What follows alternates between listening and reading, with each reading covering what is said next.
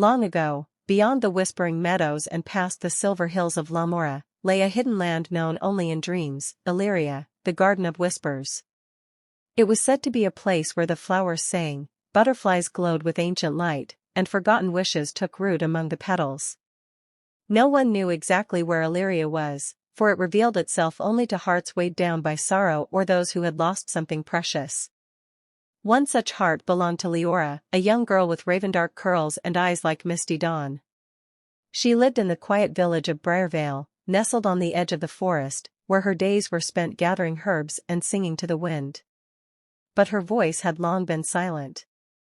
She had once sung joyfully, filling the forest with songs that made birds hush just to listen. Yet ever since her brother Eli vanished near the forest's edge during a summer storm, her melodies faded into silence. The villagers whispered he had drowned, swept away by the rising river, but Liora believed differently. Eli had always spoken of flowers that glowed, butterflies that shimmered like stardust, and a valley that echoed your heart's deepest longing.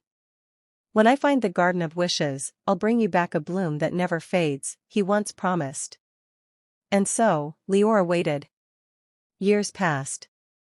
Then, on a spring morning laced with golden light, Liora awoke to a delicate scent, not of the usual lavender or thyme, but of something unearthly sweet. Drawn by it, she stepped barefoot into the forest, guided by a warmth she hadn't felt in years. The birds quieted, and the path beneath her feet softened. The deeper she wandered, the more the world around her shimmered. And then, quite suddenly, the trees parted. Before her unfurled Elyria, a garden more radiant than legend ever dared. Petals in every hue, soft pastels, rich crimsons, glowing blues, danced in the morning breeze. Golden sunlight spilled like liquid silk over a floral valley where sparkling butterflies traced ribbons through the air, and tiny glowing insects hovered, casting a dreamlike shimmer across the flowers. Winding stone paths meandered between tufts of tulips and daisies, orchids and wildflowers, leading to places unknown. Liora stepped forward in awe, and the garden welcomed her. The grass cushioned her steps. The butterflies surrounded her in a gentle embrace. Magnolias bloomed where she stood still, and the air hummed with the faint murmur of voices, as if the flowers remembered every soul who had walked there. Each petal whispered a memory, each bloom pulsed with hope.